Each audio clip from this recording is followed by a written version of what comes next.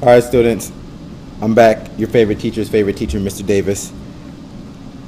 In this video, I want to go over the enrichment from week 25. It's the chapter 1, lesson 1 enrichment that was talking about displacement. Now, you may have done this already, but I want you to watch this video anyway to make sure that you have it right, because there's some really cool stuff and concepts in here that talk about a lot of different things, and I want to make sure that you understand it. So let's go through this real quick. It says, imagine that you are strolling in San Francisco. So we've got a map of San Francisco here. It says you visit a fountain at City Hall, which is right here where it says A. And then it says from there you walk 0.3 kilometers west to Van Ness Avenue. So you can see there's also a Van Ness Avenue in San Francisco. We know that we also have one here a few blocks away. So you went 0.3 kilometers over here to B. So that's not very far. You went west. Then you take Van Ness Avenue north to 3.2 kilometers till you get to Fort Mason. So there it says you look at a view of Alcatraz, which is the old school prison that's out here on an island in San Francisco Bay. And then so it says then you walk 2.7 kilometers west towards the Exploratorium. And then after a longer than expected visit there, you continue to head 2.6 kilometers west and 0.5 kilometers north through the Presidio, which is a beautiful little area here. And then you can see the Golden Gate Bridge. If you ever get a chance to go to San Francisco, I recommend that you go here. Some beautiful trees here. There's a beach right here. So you can see like sailboats and things like that. You have a nice view of the Golden Gate Bridge, as it says here. But that's where you are right there at this point E. So it's talking about, is there a shorter way back? So of course there is. And it tells you here that all vectors can be broken down into two components on two perpendicular axes. And on maps, we use the X and Y, or the east and west, north-south axes. So what that is telling you is, like right here, you see this compass, you have a north and south and an east and west. That's just like in math when you have a graph, okay? You have your x-axis and your y-axis, okay? So that's why when in a map, we can talk about things being in the X and Y direction.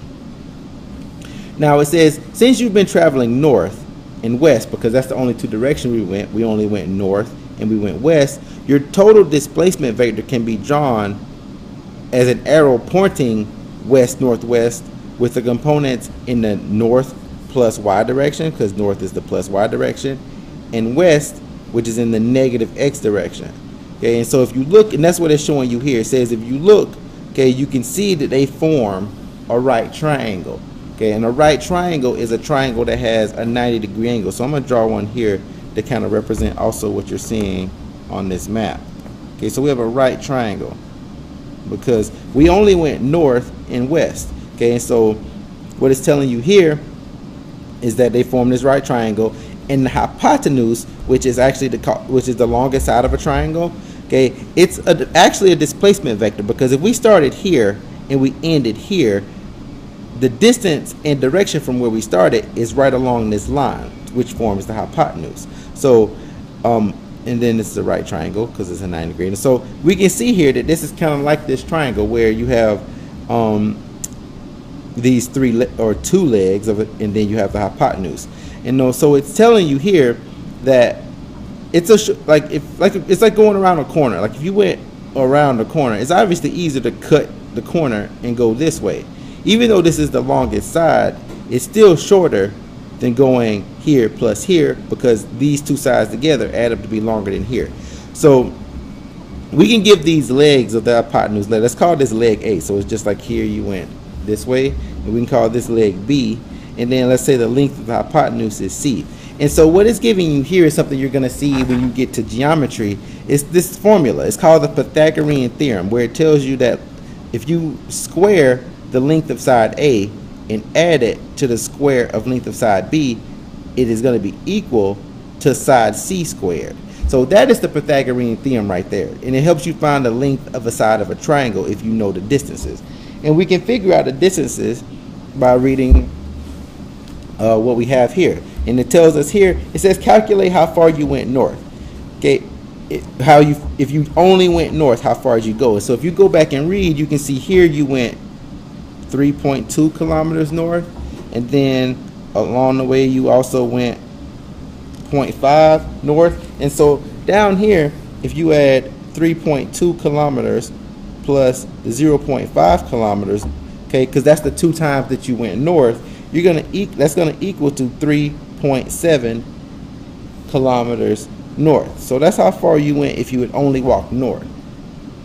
Then it says how far would you have walked if you just walked west. So we go back and look, and we went 0.3 west, we went 2.7 west, and then we went 2.6 west. So we add all those up, okay, 0.3 kilometers plus 2.7. Well, I can see right there, say 2.7 plus 0.3. Well, that equals 3. But we also have, again, like we said up here, we also went another 2.6 kilometers. So 3 kilometers plus 2.6 is going to be equal to 5.6 kilometers. So that's how far we would have went if we just went west. So now this question down here is asking us, let's say on the way back, okay, instead of going back here and going all around, let's say hypothetically we could travel along this vector, okay, because that's going to be like cutting the corner. Okay, so it says, the question wants to know, if we went back from our original point of departure, which was here to City Hall Plaza, how much shorter would the return path be than it would have been if we had gone that way? So it wants to know how much shorter. So we got to figure out the distance. How much shorter is this than this plus this? Well, we already know that if we went this way, the long way back, it would be 3.7 plus 5.6. Okay, so here we can kind of add it over here to see how far we went. Okay, we went 5.6 plus 3.7. Okay, we do the math. Okay, that's 313. Okay, so we really walked a total distance of 9.3 kilometers. So we want to see how much shorter would it have been if we had gone this way. Well, to do that, we need to figure out how long this length is.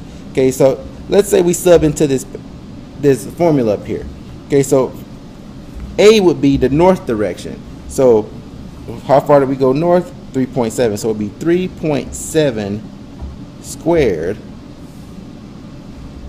plus B squared. How far did we go west? 5.6. That'd be 5.6 squared, and that's going to be equal to the length of this C squared. So that's what we're trying to figure out. Well, if you plug this into a calculator, 3.7 squared, okay, you're going to get 13.69 plus 5.6 squared, you're going to get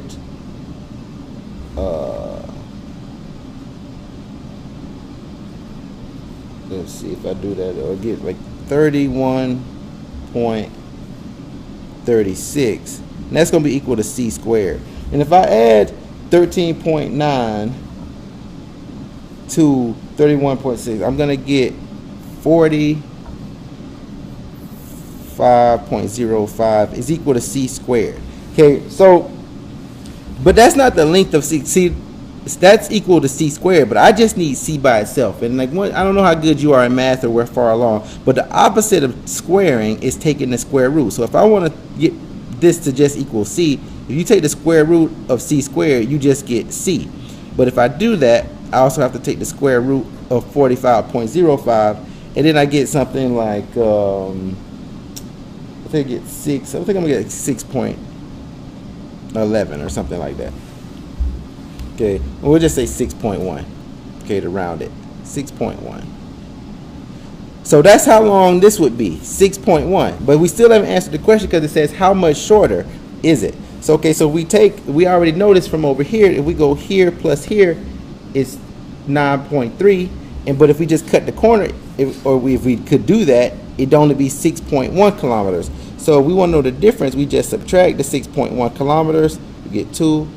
Okay, it'd be a difference of 3.2 kilometers. So that's our answer. Okay, and we've shown our math here because we could say 9.3 kilometers minus the 6.1 kilometers it would be, if we could do that, would equal a difference. It would be 3.2 kilometers shorter if we could kind of cut this corner. So that's our answer there. Okay, and so it says infer. If this direct path is shorter, infer means to use your kind of common sense or to read between the lines. So if it's shorter to go this way, how come people walk in these component directions? Well, you can see here that, first of all, because there's streets there. Okay, there's obstacles in the way. You can't walk through buildings. Okay, if you had like an airplane, sure, you could go straight there. But if you're on the street, okay, you kind of got to follow the contours of the street. So why do people walk in component directions? Okay, and they do that to follow the streets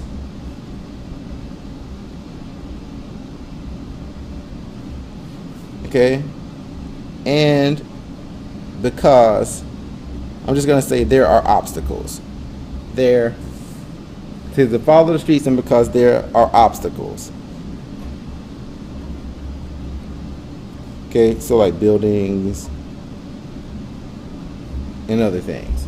All right, and so that's that. So get that. Now we've done it together, so you can use this for 20 extra points. Okay, so you'll make sure you just want to give that to me. Don't give it to me right now, but so that you can get 20 extra points on an exam. But right now I want you to just go to where, follow the flow map, do exactly what it says, and move on to the next thing. All right, thank you.